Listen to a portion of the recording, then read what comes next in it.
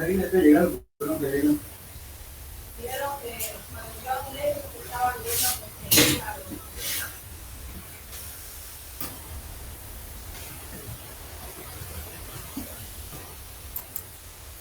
Hola, buenas tardes.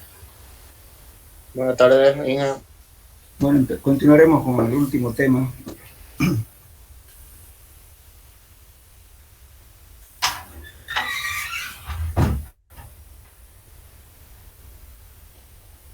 Ya habíamos visto los métodos de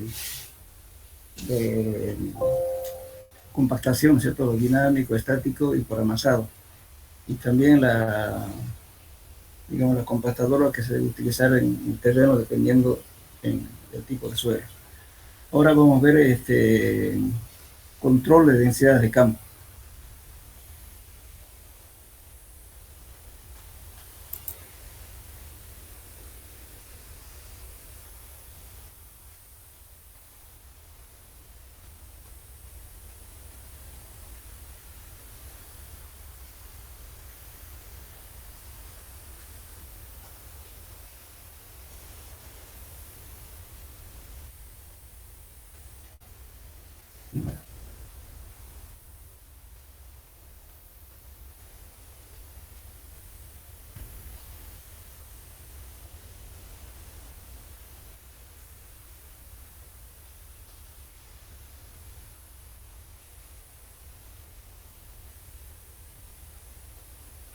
Determinación de la densidad de campo. Una vez que se realiza la compactación en el terreno, entonces hay que controlar a qué grado de compactación se llegó a compactar en el terreno. El grado de compactación, no sé si tengo aquí la fórmula de él. Bueno, terminaremos, pues, faltaba un poquito de esto, por favor. No nos dio tiempo el otro día. Terminaremos esto. Cuando se está compactando un suelo y tenemos que utilizar el mismo banco de préstamo con volúmenes grandes de suelo, entonces en ese caso amerita hacer un terraplén de prueba. Aquí van a corregir, dice terraplén de prueba. El terraplén de prueba consiste en hacer un tramo aproximadamente unos 200 o 300 metros con el suelo que se va a usar y se va compactando en capas y se va contando el número de pasadas de máquina. Entonces, por ejemplo, aquí entonces vamos a obtener por una altura determinada, ¿no es cierto? Entonces vamos a determinar diferentes densidades con cada pasada de máquina, que usted esté hablando de la compactadora. Por ejemplo, aquí en 2 pasadas tenemos esta densidad, en 4 tenemos esta, en 8 tenemos esta. A partir de más o menos de 6 pasadas de máquina, aquí ya está casi constante ese asintótico. Entonces, ¿qué quiere decir? Que ya no nos conviene, digamos, seguir pasando porque ya llegamos a la densidad máxima. Ya esto va a ser constante. Entonces, con 6 pasadas de máquina ya estaríamos nosotros ya llegando a las densidades máximas. Entonces, esta prueba se hace en un tramo, tomando en cuenta, como les digo, diferentes alturas para llegar al óptimo, ¿no? De tal modo que con pocas pasadas de máquinas lleguemos a las densidades máximas para optimizar más que todo el tiempo y el gasto, digamos, de maquinaria que se necesita para compactar. Entonces esta prueba se hace, repito, cuando son tramos largos y que el banco de préstamo sea de gran volumen, entonces vale la pena hacer esto. Pero si vamos a ir cambiando de tramos muy cortos, entonces ¿para qué vamos a gastar plata haciendo este tramo de prueba? Bien.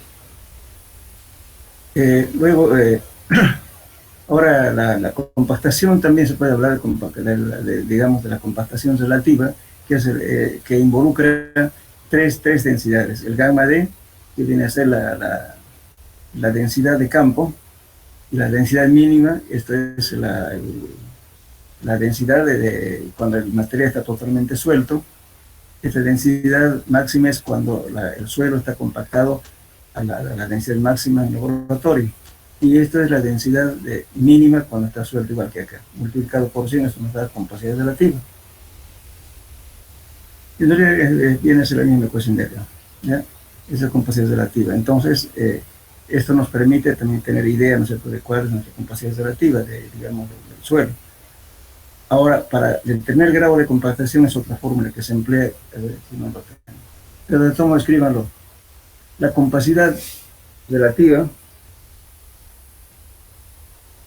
perdón, el grado de compactación. El grado de compactación es igual a la densidad de campo dividido entre la densidad máxima obtenida en laboratorio.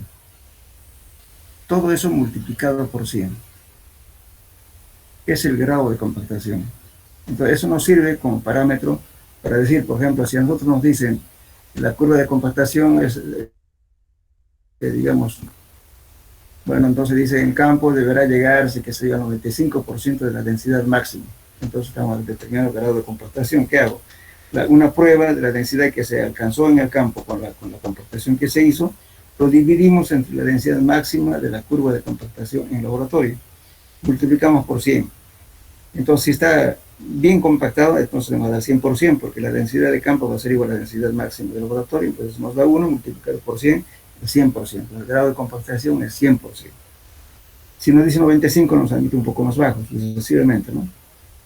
Como les decía el otro día, ¿no es cierto?, la compactación que se debe hacer no sé si les indiqué, pero si no les indiqué, por favor, anótenlo. La compactación que normalmente se exige en la conformación de un terraplén es la siguiente. Espero que nos lo indique ustedes. Ya. Entonces, cuando estamos tratando con... Eso puede variar dependiendo de las normas que hagan cada consultor o cada país, etcétera. Entonces puede variar, pero más o menos es un criterio que se debe manejar. Si estamos compactando la subrasante, la densidad que se debe alcanzar debe estar entre 90 a 95% de la densidad máxima obtenida en el campo. Obtenida en el laboratorio, el 95%. De 90 a 95 en la subrasante. Y en la subbase tenemos que alcanzar una densidad entre 95 a 100% de la densidad máxima. Y en capa base se debe alcanzar entre 95 a 100%, que es en la mayoría de los casos se compacta a la densidad máxima igual a 100%. Eso en capa base. Ahora, las alturas de compactación adecuadas en capas es la siguiente. Trabajar entre 18 centímetros a 30 centímetros máximo, de capa a capa. Y lo recomendado está entre 20 y 25 de altura de capa a capa. No es como muchos creen, porque leen la propaganda de una compactadora, dice que la vibración alcanza 2 metros y quieren ponerle 1 metro y compactar sobre eso. Entonces no es así. Lo que pasa es que el suelo se conforma en la parte superior, se puentea, o sea, se pone más duro y abajo queda semi-compactado. Entonces con el tiempo eso se deforma y tenemos asentamientos, ¿no? Entonces la compactación debe ser máxima de 30 centímetros, lo sumo. Trabajar mejor entre 20 a 25 centímetros. De capa a capa.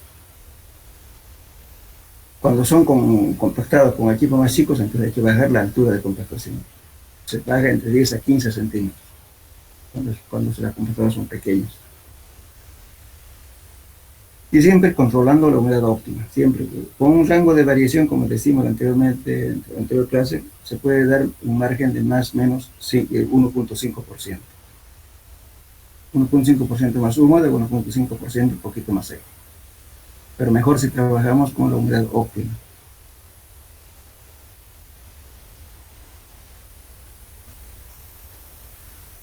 Bien, entonces, esos cuidados hay que tener en la compactación. Bueno, entonces ahora para determinar el grado de compactación tenemos que saber la densidad de campo.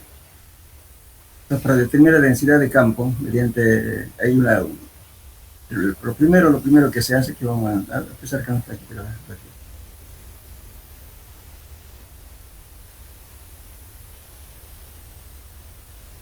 Bueno, vamos a hablar de esto, pero este simplemente en caso de apuro, no es una norma, ni tampoco es recomendable hacer esto, pero muchas veces uno va al campo y no ha llevado equipo para sacar ninguna muestra. Por ejemplo, cuando se hace un trabajo de consultoría, por un problema que hubo en una carretera o cualquier cosa, entonces uno tiene que dar un informe sobre lo que ve y para recomendar qué trabajo necesita hacer allá. Pues para eso hay que tener algo en que basarse. Entonces, en ese caso se puede determinar, por ejemplo, la densidad de campo, sacando si es arcilla, entonces es fácil sacar muestras, ¿cierto? 10 por 10 por 10, un cubo de 10 por 10.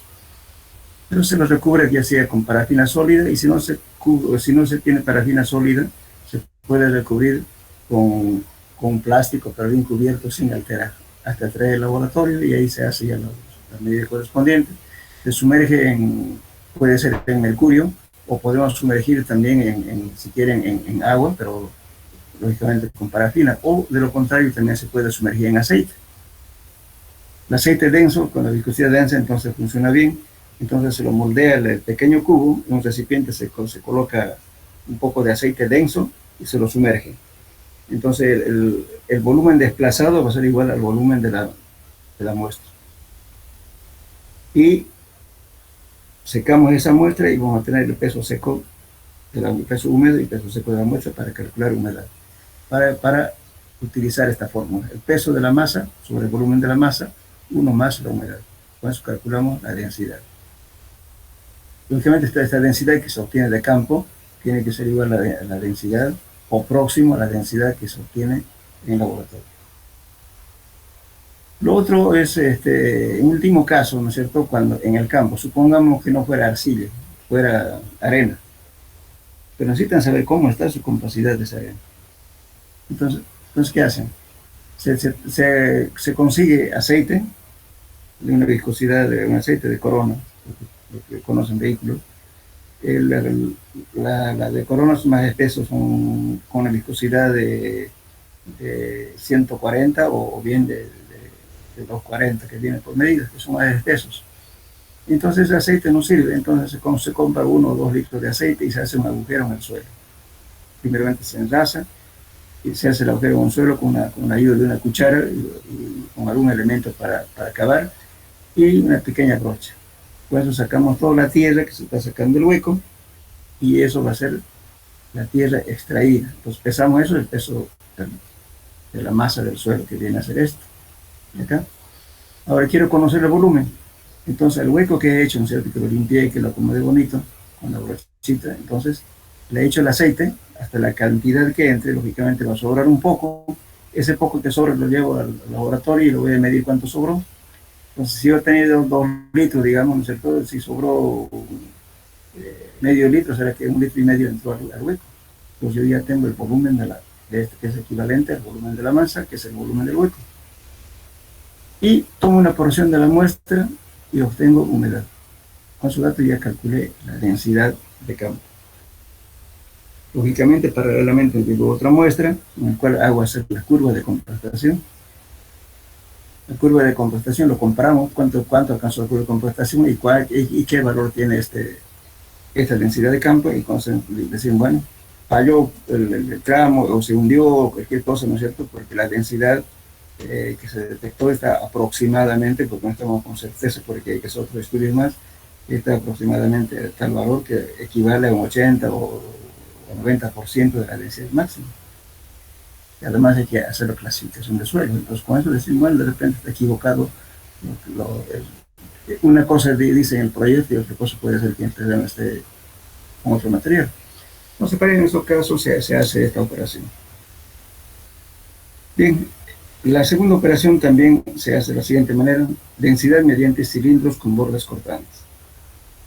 Esto planteamos nosotros varias veces en la alcaldía, en la universidad, pero somos reacios la gente a cambiar.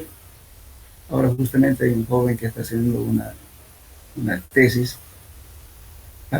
para demostrar que este sistema es válido, porque en Brasil lo manejan este método, y aquí no queremos manejarlo. Y es bien simple el manejo. Esto solamente es para suelos arenosos, arcillas o mezclas entre ellas, pero no para suelos que tengan grava. Para eso no sirve este método. Entonces, ¿en qué consiste este método? Que tiene un cilindro, de acuerdo a normas, los brasileños ya han normado esto, y uno de los bordes es cortante, afilado. Tampoco no es como un cuchillo, sino tiene un pequeño espesor para que no se doble el cilindro al enlazar. Entonces, previamente al punto donde se quiera tomar, se enlaza la superficie, se lo coloca el cilindro, y luego se coloca un cabezal sobre el cilindro, y el cabezal tiene un pequeño orificio, una ventanita, que el cual nos sirve cuando hincamos el cilindro. El suelo ya se ve por ahí, entonces quiere decir que el cilindro ya está lleno, entonces ya se deja de golpear. Entonces, sobre el cabezal se coloca una guía, un tubo metálico de media pulgada de acero galvanizado, y a través de ella largamos un martillo que está aproximadamente unos 5 kilos, no me recuerdo exactamente. Entonces, con una mano se levanta el martillo, que también tiene un hueco al medio porque viene a través de una guía que está en el cabezal del cilindro. Vamos golpeando para clavar el cilindro en el suelo. Y clavamos hasta donde aparezca por la ventana ya el suelo. Entonces, en ese momento, levantamos el cabezal, sacamos el martillo, y ya tenemos el cilindro clavado en el suelo. Bueno, ahí enlazamos, como ya está un poquito de más el suelo, entonces enlazamos con una regla con bordes cortantes, o en su defecto con un cuchillo grande. Lo enlazamos y tomamos una plancha o simplemente una pequeña madera, ¿no es cierto?, que sea plana, y apoyamos, y con la pala lo volcamos, sacamos el cilindro que estaba clavado en el suelo, lo volcamos, lo ponemos patas arriba. Entonces lo que estaba en la plancha queda apoyado, la parte superior del cilindro ya queda apoyada y está plano, y procedemos a cortar también la parte de abajo. Entonces tenemos la muestra contenido en ese cilindro, y ese cilindro mide 1000 centímetros cúbicos. Entonces directamente tenemos el volumen, que es 1000 centímetros cúbicos. Luego de esa tierra que salió, lo guardamos, lo pesamos, tenemos el peso de la masa del suelo, que viene a ser esto. Y el volumen ya es 1000. Tomo una porción de muestra de la parte central de la muestra que saqué, tengo humedad, ya está listo, calculamos la densidad de campo. Es bien simple. ¿Por qué? Porque lo difícil es conocer este volumen. Te hacemos agujero, pero ¿cómo lo medimos el volumen del hueco? Pues el volumen del hueco es el volumen de la masa del suelo, que tiene este peso. Entonces este cilindro de bordes cortantes nos facilita hacer eso. Bien. A ver si, justamente para demostrar que funciona, este joven está haciendo comparación con densidades que están usando, como de arena y otros métodos, el volúmetro también, que es el balón de caucho que vamos a ver ahorita, y está comparando con este método, para ver la diferencia que existe entre los otros métodos y este método, que queremos imponer en el uso. Para convencer a la gente hay que hacer pruebas, ¿no? Sin pruebas no les podemos decir nada. Bien. Ahora, también antes de ir adelante con esto, me olvidaba decir, bueno, ya hablamos cuando estábamos haciendo la curva de compactación utilizando la aguja Proctor.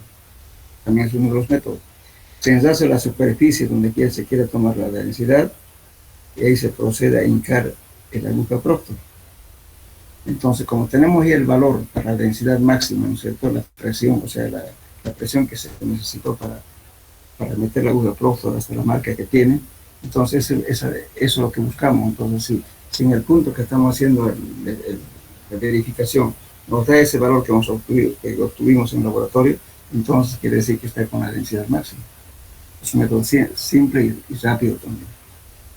Pero cuando se hace con la compactación hay que hacer el valor de la equivalente de, digamos, de la presión de hincado para la densidad máxima.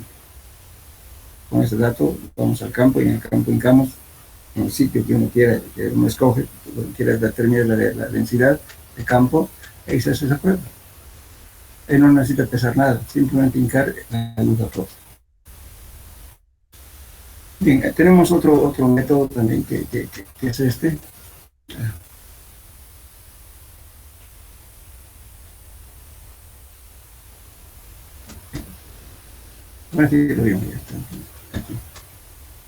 La determinación de campo mediante la medida de volumen de la tierra extraída. Entonces, este es primero vamos a hablar del cono de arena para que usted lo entienda aquí. Aquí estamos hablando del volumation, perdón, de caucho. Después hablamos. Primero hablamos del cono de arena, que es el método del cono de arena. El cono de arena puede haber de 4 centímetros y de 6 centímetros. Y me olvidé decir, cuando tomen densidades de campo, no es cuestión de hacer un agujero muy profundo, sino máximo hasta 14 centímetros, un poquito más. Porque si lo hacemos muy hondo, nos va a faltar arena cuando estamos midiendo, entonces eso no es conveniente. Tiene que sobrar siempre la arena en el cono, por eso siempre se hace 14 centímetros. Por eso también se limita la altura de compactación. Si solamente controlando hasta 14, 15 centímetros, entonces ¿cómo voy a controlar si he compactado 30 centímetros? Tendría que hacer la verificación en 2 capas. Pues para no hacer eso, entonces se estila hacer más lo sumo de compactación entre 20 y 25 centímetros nada más, para poder controlar adecuadamente. Porque la norma dice eso, ¿no? Máximo hay que hacer la perforación hasta 14 centímetros. Bien, y entonces el cono de arena, ¿en qué consiste? Vamos a ver si te tengo el dibujo. Este es el dibujo. Este es un frasco transparente, pues bueno, antes venía de vidrio, ahora viene de plástico, con una rosca aquí y tiene un embudo, un pequeño embudo por el cual la arena va a pasar por acá, y aquí tiene una válvula para cerrar o abrir para que entre la arena a este hueco. Este hueco que se hace en el suelo, se saca la muestra, es el peso de la tierra extraída, y lo que queremos medir es el volumen de este hueco. Entonces, para hacer este hueco, primeramente se coloca una plancha aquí, esta plancha viene aquí, previamente colocada aquí esa plancha. Sobre esa plancha se coloca el embudo.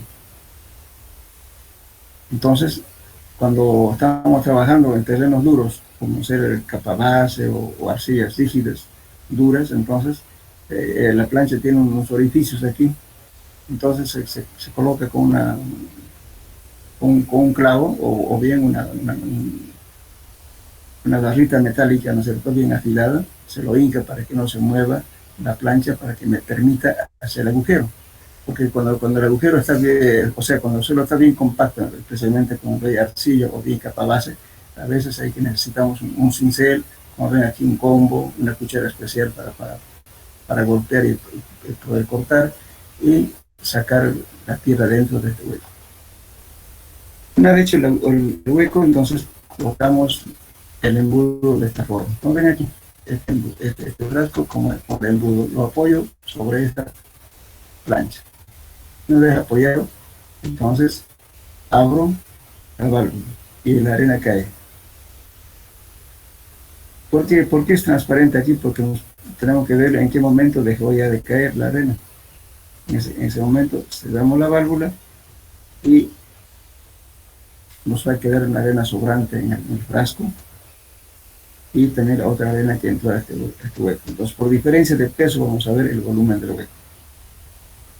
Entonces, una vez que llenó, entonces se retira y ya recogemos la arena que entró acá con sumo cuidado, porque podemos utilizarla en 3 o 4 huecos, no se contamina. Si se contamina la arena, entonces ya no podemos utilizar, hay que lavarlo de nuevo. Por si acaso, la arena tiene que ser calibrada con alto contenido de cuarzo. Las normas dicen arena de Ottawa, pero ¿quién va a estar leyendo las de Ottawa de Canadá, no? De arena. Los argentinos, lógicamente, para muestras, de repente, para que conozcan, pero no para trabajar, pues. Después los argentinos dicen arena de San Juan, seguramente deben tener un banco parecido, supongo. Los españoles dicen arena de Segovia. Bueno, nosotros decimos en la norma ASTM está arena de Ottawa, pero eso es lo que hacemos acá en nuestro medio de cosas. Después les voy a enseñar cómo se calibra la arena. Hay que lavarla bien, que sea con alto contenido de cuarzo y redondeado, no angular. Y hay que calibrar la arena. Entonces, esa arena, como es difícil lavarlo y trabajarlo, entonces se recupera. Se puede hacer con la misma arena unos 3 o 4 agujeros, ¿no? Siempre y cuando no esté contaminado. Entonces, lo que no esté contaminado se pone en una bolsa y lo que esté contaminado se pone en otra bolsa para recuperarlo también, para lavarlo. Bien, después hay que calibrar de nuevo. Bien, entonces una vez que hagamos esa operación, ¿no es cierto? Y entonces ya vamos al laboratorio y sacamos una porción para obtener la humedad. Y el peso que salió de esta muestra de aquí, de este hueco, es el peso del suelo, y el volumen vamos a hacer por diferencia de pesos. Aquí vamos a ver eso. Aquí. Por ejemplo, vamos a aplicar esta fórmula. Este es el volumen del agujero o del hueco. Vamos a decir, este P viene a ser el peso de la arena seca más frasco antes de empezar la operación. Entonces, cuando hacemos este frasco, lo llenamos, así como esto, pues lo ponemos en embudo, está completamente lleno, hasta aquí, del cuello del frasco. Bueno, y luego lo volcamos y procedemos a ayudar en esta forma sobre la plancha y abrimos la válvula y la arena va a caer aquí. Entonces vamos a tener entonces diferentes pesos. Entonces el peso acá es peso de la arena seca más frasco antes de empezar la operación. Este P2, o sea, P', es peso de la arena en el embudo. Entonces, fíjense aquí. Lógicamente yo tengo un peso porque hasta acá, tomando en cuenta la plancha, ¿no es cierto? Viene aquí, hasta acá en el hueco, pero tengo un espesor de la plancha que se profundidad aquí más o menos casi medio centímetro, y por diámetro nos da como unos 200 gramos, entonces hay una equivocación, entonces hay que tomar en cuenta el peso del espesor de la plancha. Entonces eso se calibra justamente con la arena del embudo, tiene que ser la arena en el embudo más el espesor de la plancha. Eso lo vamos a calibrar, después le enseño a calibrar. Entonces eso ponemos en este peso, que viene a ser P'. Ahora, P' es la arena que sobró en el frasco. Entonces el peso total menos la arena que sobró en el frasco, menos la arena más el peso de la arena en el embudo. Entonces son 3 datos. Ahora, aquí está la operación, aquí como ven menos, ¿no? Pero hay que hacer una cosa, fíjense aquí. El peso de arena en el embudo es peso neto, por eso lo he puesto aquí al final. En cambio aquí tiene tara, que es el peso del embudo y el frasco. Igualmente aquí la arena sobrante es la arena, frasco, embudo. Entonces, ¿qué se hace? P menos esto, primero la operación, solamente el cálculo. Entonces aquí automáticamente se destara estos dos, menos el peso neto de la arena en el embudo. Y entonces tenemos el peso de la arena que está en el hueco, dividido entre el peso unitario de la arena. Esto lo vamos a calibrar para que la arena preparada ya tiene este peso unitario. Entonces, con eso conocemos el volumen del agujero, del hueco. Entonces, aplicamos esta fórmula. ¿Entonces?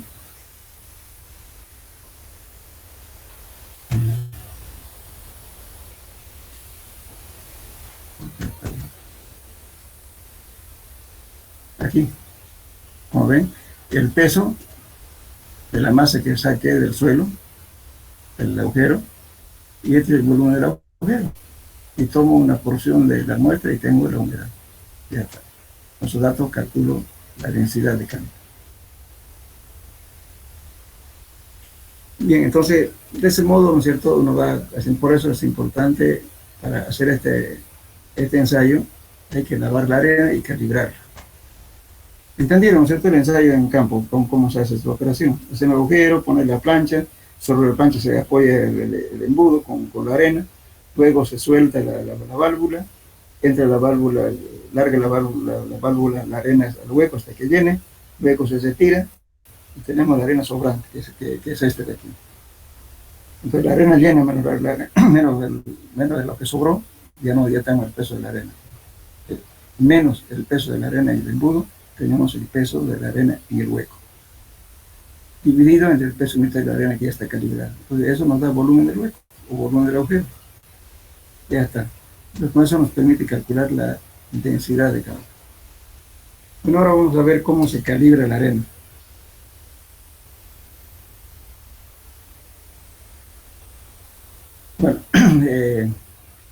Bueno, no está aquí, pero sin embargo sería bueno, tomen nota ustedes, por favor, cómo se calibra la arena. Calibración de la arena. La arena previamente hay que lavarlo de impurezas orgánicas, especialmente que no haya nada.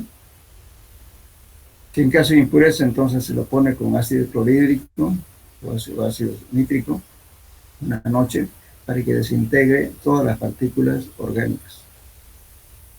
Y luego se lava la muestra.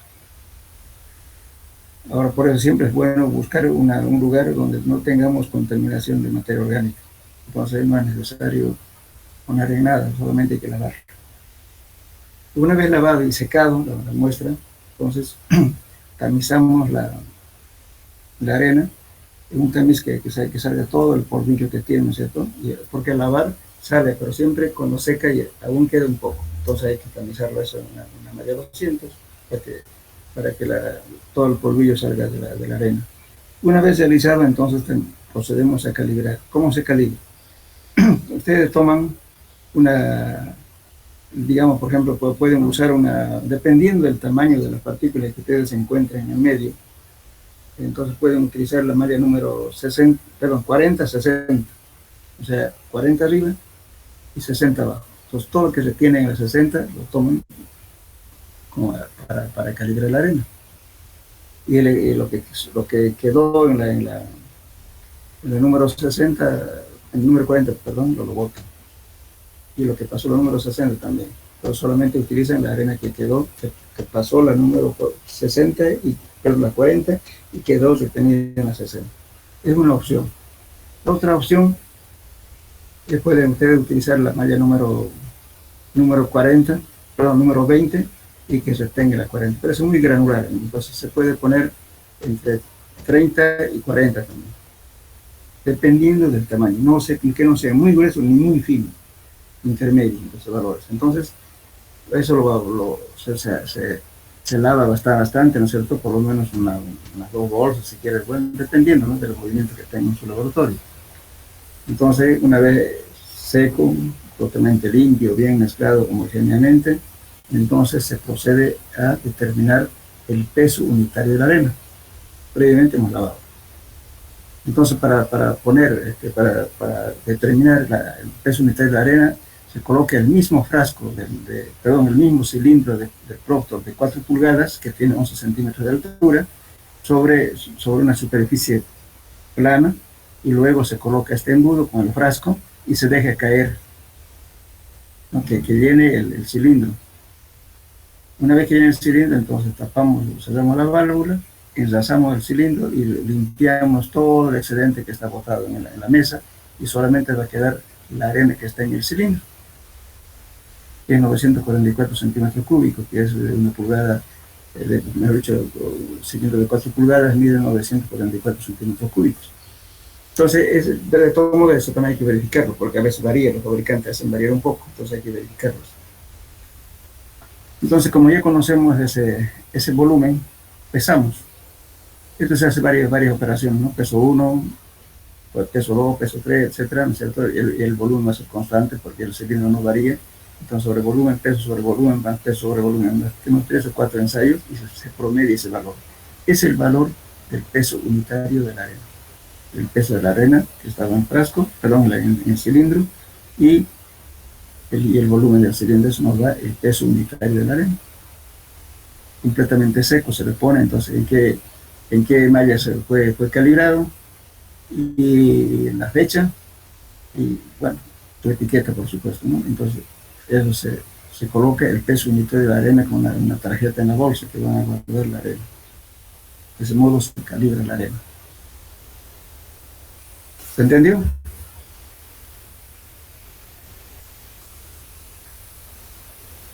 Hola. Sí. Ya. Ahora vamos a calibrar la arena en el embudo. También hay que calibrarlo. Para calibrar la arena en el embudo, hacemos lo siguiente. En una base, en una superficie plana, colocamos la plancha, esta plancha. Por esa plancha colocamos el embudo, perdón, el frasco más el embudo. Bueno, lo largamos hasta que llene todo el embudo, y cuando ya llena, entonces va a parar acá, ya no cae la muestra, cerramos, y toda la arena que quedó en el espesor de la plancha, más todo este volumen del embudo, lo pesamos. Entonces tenemos, eso es el peso de la arena en el embudo. Estamos tomando en cuenta el peso neto de lo que está en el embudo, más el espesor de la pestaña de esta plancha. De ese modo se calibra. Igualmente se pesa unas 3 o 4 veces y se promedia. Ese es el valor que va a tener entonces el peso unitario de la arena. Perdón, el peso de la arena en el embudo.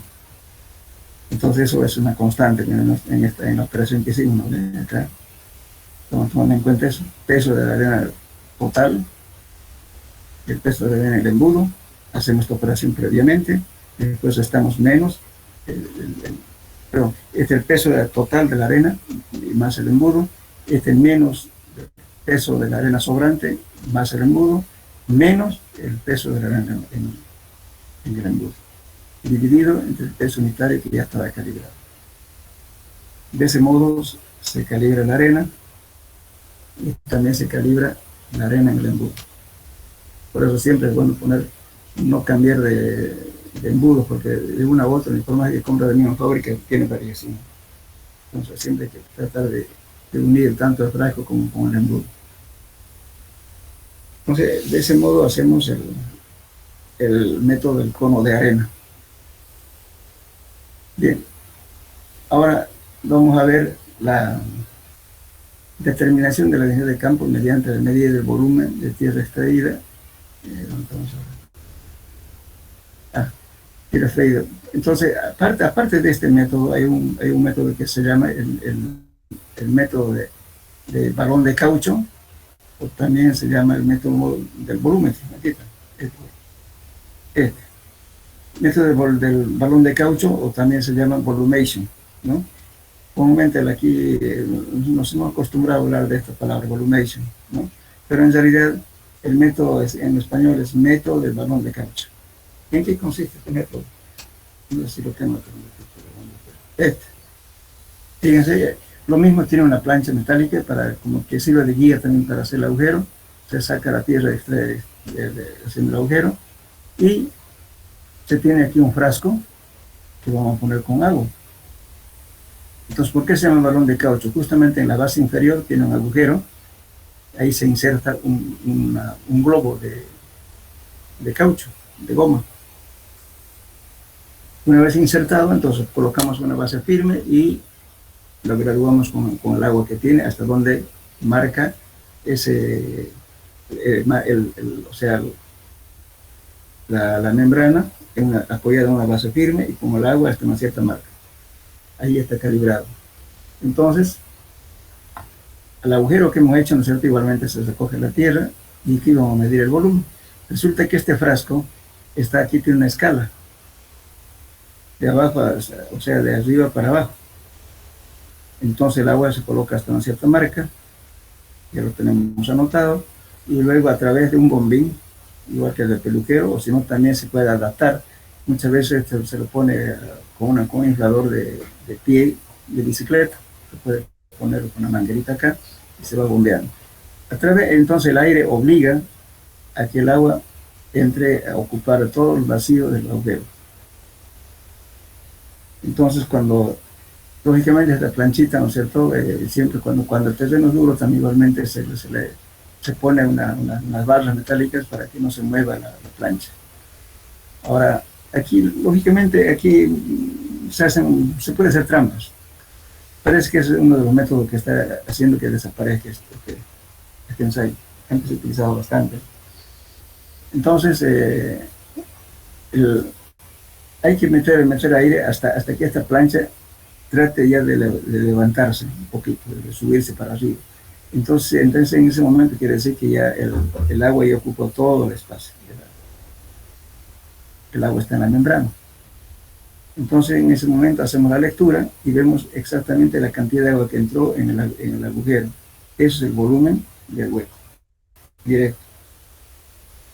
Entonces, ahora, este bombín tiene una piecita que larga y bota aire para abajo, entonces inmediatamente el agua otra vez se sube para arriba. Y luego se recupera el agua y se recupera la membrana. Y de ese modo puede hacer varios pozos. Lo peligroso es que cuando hay una punta de una piedrita o hay un palito, qué sé yo, entonces pues, como el agua está, como hay agua en un globo, porque el balón de caucho es más que un globo, igual que un preservativo, lo mismo, la misma forma. Entonces, a veces se agujerea. Entonces, cuando se agujera, lógicamente se pierde el agua. Entonces, ahí ya acabó su vida útil la membrana. Lo difícil es que, lamentablemente, en Bolivia, pues no fabricamos ni el condón, ni peor esta cosa. Entonces, a veces, por emergencia, hay que utilizar un preservativo, especialmente el condón de los antiguos son bastante duros, se ponen 2 de esos y sirve para hacer los trabajos. O si no hay que comprar o hacerse 3 porque no hay en el mercado para comprar. La docena está, más o menos cada uno llega a costar alrededor de unos 14, 15 dólares cada membrana, caro.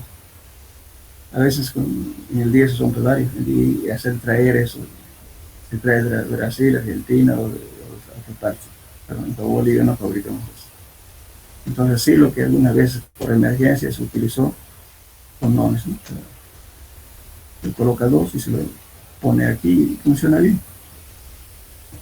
Bien, entonces es el balón de caucho. Lógicamente los errores que trae este tipo de, digamos, de determinación de la densidad de campo, a veces, como le digo, uno que sea tramposo no le llena mucho el agua, entonces va a ser el volumen más chiquitito, ¿no? Porque como estamos calculando con esta fórmula, cuando el volumen es chico, siempre nos va a dar la densidad. Estamos aquí. Entonces el peso grande, el volumen chico, siempre va a dar esta densidad. Pues algunos hacen trampa, ¿no? Entonces por eso cuando uno está haciendo con este método hay que exigir de que esté asegurado, que esté lleno el agujero con agua. Después la superficie, al hacer el agujero, la pared nunca queda totalmente liso.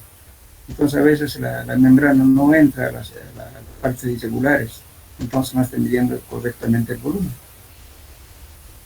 Entonces, bueno, muchos factores que hizo de que hoy en día se utiliza muy poco. Antes se utilizaba bastante. Bien, entonces esos son los métodos que más se emplean en la práctica. Y después tenemos justamente el método nuclear, que es este método. Lógicamente los métodos son modernos. Antes, cuando apareció el famoso Trolle, un densímetro alemán, utilizaba este equipo está fundamentado en un contador lento de neutrones, ¿no? Que antes como elemento de activo se utilizaba el radio, ahora se utiliza berilio. Entonces el radio es bastante peligroso en su uso por la radiación que emitía. Entonces el operador no quería trabajar en esto de radiación para trabajar. Entonces el método consistía en lo siguiente. Ahora en cambio apoya directamente ya estos antiguos modernos. Anteriormente había aquí un agujero acá, se clavaba el agujero acá para una varilla y luego, ¿no es cierto?, hasta la oportunidad que uno quería saber la densidad. Entonces, ¿qué hacía? Después de hacer eso, entonces lógicamente ponía en funcionamiento el equipo, entonces la radiación que emitía, entonces leía la lectura de ida y vuelta, y le daba justamente en el almacenamiento de la memoria de la máquina, le almacenaba, ¿no es cierto?, la densidad, y después hacía una corrección, y también acá almacenaba la hora, a qué lado estaba haciendo, si estaba haciendo del lado izquierdo, centro, derecho, de qué lado del camino donde está trabajando, se almacena y luego se conecta a una computadora y ya saca su informe, ¿no? Ahora son equipos modernos de Beridio, se puede dormir al lado de este equipo, no pasa nada, y ya no necesitan clavar ya esos estacas que se clavaban antes. Y lógicamente que antiguamente, lógicamente que esto no hay que abrirlo, ¿no? Nunca hay que ver la parte mecánica. Si se arruinó hay que tener que arreglo, no capacitado, ¿no? Porque estamos trabajando con elementos radioactivos. Y entonces este método, como le digo, el radio era peligroso. ¿Qué causaba? La radiación causa problemas genéticos. A veces los hijos salen con mutaciones genéticas, causa albinismo, le causa impotencia, en fin, varias cosas que puede causar la radiación. Entonces la gente era reacia a usar antes. Ahora no, es común. Entonces, para guardar igualmente en la caja donde se guardaba el equipo, estaba forrado con una película de plomo. Y también el delantal que usaba el técnico que hacía la operación también estaba un delantal de cuero, por debajo iba una película de plomo, para evitar la radiación. Y justamente cuando ponían en funcionamiento, corría y después volvía corriendo otra vez para pagar el equipo. Había bastante problema porque, como le digo, el elemento se utilizaba radio, como le digo. En cambio ahora es berilio. El berilio hace menos daño que los rayos solares, pero lo único que hay es no hurgar la parte interna del equipo. Bueno, entonces eso sería todo lo que es compactación y el control de densidad de campo. ¿Alguna pregunta hasta aquí?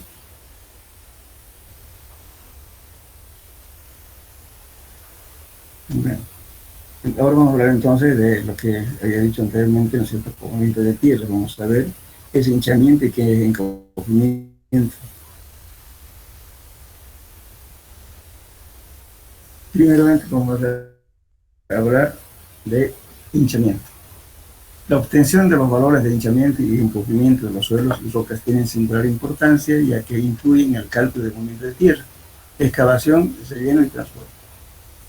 Al extraer el material, puede ser suelo o roca, aumenta su volumen dependiendo de la característica del material. Por ejemplo, al excavar 1 metro cúbico de material aumenta 1.20 cúbicos, entonces ¿cuánto su aumento de volumen? Es 20%. Lo mismo ocurre con el encogimiento. Yo traigo 1.5 cubos, digamos, ¿no es cierto? Cuando ponga un lugar compactándolo, de repente va a ser menos de un cubo. Entonces eso es el encogimiento. Entonces aquí tenemos una tablita, por ejemplo, el aumento de volumen se da en el siguiente caso. Fíjense, para en rocas dinamitadas puede cambiar de volumen entre el 30 o 80%. En rocas no dinamitadas de 10 al 30%. En suelos arcillosos de 20 a 60%. Suelos limosos de 10 a 40%. Suelos granulares de 10 a 30%. En gravas y arenas de grano redondeado de 5 a 15%. Entonces aquí justamente, aquí viene el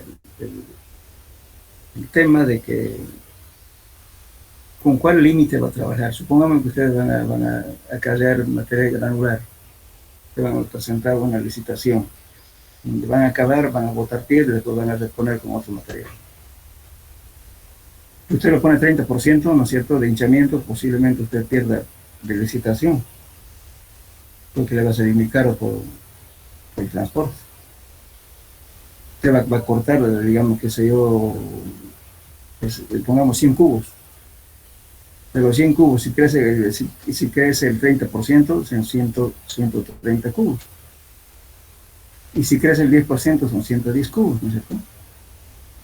Entonces imagínense ustedes de que calculan con 10, por hacerlo barato, pero si con el 10% no es lo real, ¿quién se lo va a pagar la otra cantidad que le sobró para votar?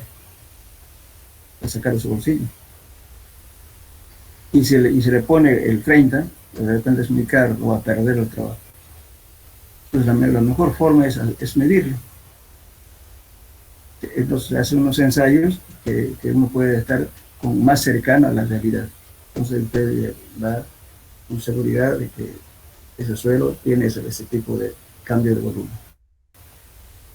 Pues aquí es peligroso, ¿no es cierto? Ahora, cuando estamos llenando, pues de lo contrario, entonces de repente, ¿no es cierto?, compro arena, que sé yo, 1000 cubos, digamos, por así decir. Y bueno, el hueco tiene 1000 cubos, pero no voy a comprar arena 1000 cubos. Voy a tener que comprar posiblemente unos 1300, porque tengo que compactarlo a la densidad máxima. Al compactar se me está disminuyendo el volumen. Entonces, tengo que considerar cuánto.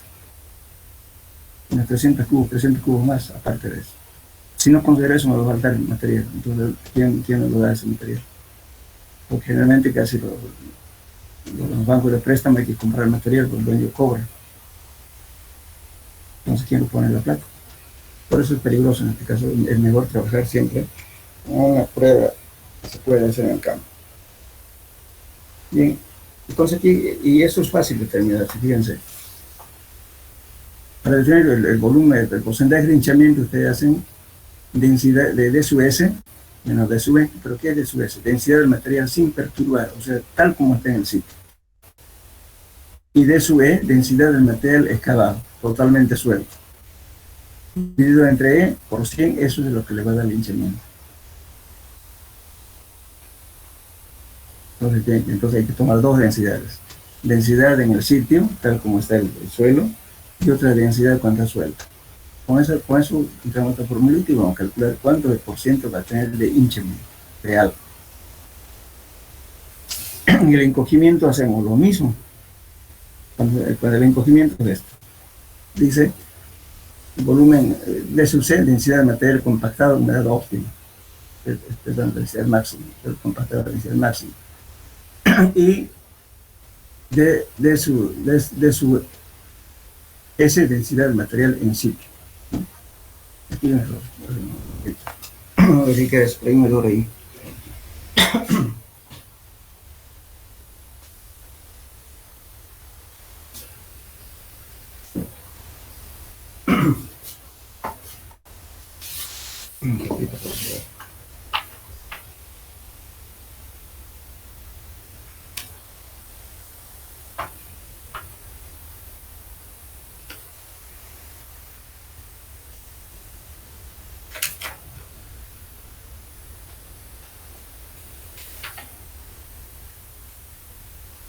Aquí, ya, a ver, estamos aquí. D sub C menos D sub S. Corrijan por favor aquí D sub S sobre D sub S. Entonces, en esta formulita corrijan D sub S, por favor. D sub C menos D sub S sobre D sub S. Bueno, D sub S evidentemente es densidad del material compactado a humedad óptima y densidad máxima. Es lo que se hace en el laboratorio. Y D sub S es densidad del material en sitio. Entonces hacemos esta comparación. Y aquí nos va a decir cuánto se encoge. Pongámosle que sería la densidad tanto, cuánto por ciento va a ser encogimiento. Entonces eso nos va a dar una pauta para decir, bueno, para rellenar lo que estoy botando, para rellenar y reemplazar material compactado a la densidad máxima, necesito tanto por ciento más de material en volumen. Entonces usted sabe para poder optimizar su oferta. Para eso es útil estas formulitas. Ahora, si no quiere hacer esto, más real, ¿qué se hace? El suelo que va a cavar, se hace un agujero de 1 por 1, 1 metro por 1 metro por 1 metro. Bueno, sabe que es 1 metro cúbico, pero de ese metro cúbico usted va midiendo cuántos cubos se ha hecho en un recipiente con volumen conocido, usted lo saca y va a medir cuánto de volumen real se convirtió en un metro de volumen. de repente ha sido 1,30, entonces quiere decir que 30% del volumen es el hinchamiento. Ahora quiere comprobar el encogimiento, lo mismo. Empieza el agujero uno por uno y luego lo va rellenando en capas como va a compactar, cada 20, qué sé yo, y hasta la densidad máxima que tiene que compactar. Entonces usted va a medir en un agujero de un cubo cuánto entró, de repente entró 1,5 cubos. Entonces, ¿qué quiere decir? Que son que el encogimiento va a ser 50%. Entonces, ese tiene que presupuestar ese material, comprar y compactar. Porque le van a pagar justamente por suelo compactado. Inclusive para transporte también es importante. Ustedes saben que, imagínense, llevar 300 cubos que le salga además por equivocarse. Llevar un camión de 12 cubos a una distancia, pongamos unos 15 kilómetros o 20 kilómetros de camión, está costando alrededor de 15 bolivianos kilómetros. Pues cuánto va a pagar, imagínense, de plata ese harto dinero. Entonces por eso es conveniente hacer las pruebas siempre de este volumen para no equivocarse mucho, ¿no? En la apreciación tanto, pues si el supervisor lo mismo, de repente como supervisor, como uno conoce, de repente el que le está proponiendo el trabajo, le está sacando la mugre, ¿no? Porque no va a llevar ese volumen, pero le va a cobrar un volumen por hinchamiento y otro por encogimiento. Entonces lo mejor es verificar. Justamente esa verificación a veces no se pone en problema. Hay una empresa que hacía mantenimiento, una empresa petrolera, le sacaba un tanto por ciento de hinchamiento y otro de encogimiento. Y entró un ingeniero nuevo. Dijo, no me convence, y voy a hacer las pruebas. Hizo estas pruebas. Y no, pues. O sea, el tipo ya hacía años que estaba cobrando de más. Tuvieron que bajar de su precio real. Bien. Eso sería entonces en cuanto a lo que es suelos, en la parte de compactación. ¿Alguna pregunta?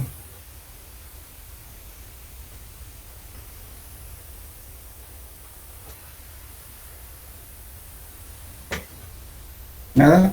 ¿Me escuchan? Sí, lo escuchamos, no tengo ninguna pregunta. Ya, bueno, se está pasando en el laboratorio, por lo menos vayan a ver, a modo de conocer por lo menos los instrumentos que hay, ¿verdad?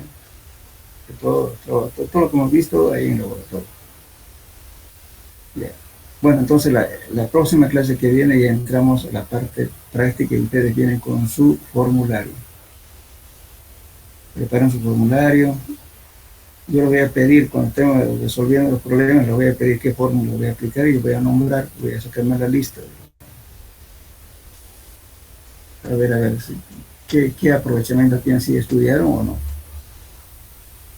Por favor, entonces, sé que la clase, o sea, la parte de problemas que sea pues, participativo, no solamente dirá, con todo lo que hemos hablado acá. Pueden preguntar si tienen duda igual la parte teórica, también pueden preguntar. Y también la fórmula que vamos a ver, también me dicen que le van a decir qué fórmula vamos a utilizar o cómo podemos resolver los problemas. Porque no tiene sentido que yo resuelva los problemas y ustedes copien y después no han captado, ¿no? Pero bueno, entonces que sea participativo. Entonces la próxima clase ya es práctica, por favor, ¿ya? Vamos a resolver problemas desde el principio. Bueno, entonces en esto quedaremos. Está bien, ingeniero. Ingeniero. Le voy a pasar de todo modo el cuestionario de esta última parte también, ¿ya? Hoy o mañana se lo voy a pasar. Listo, quedamos en dos problemas. Hasta luego. Hasta luego. Hasta luego, ingeniero. Hasta luego.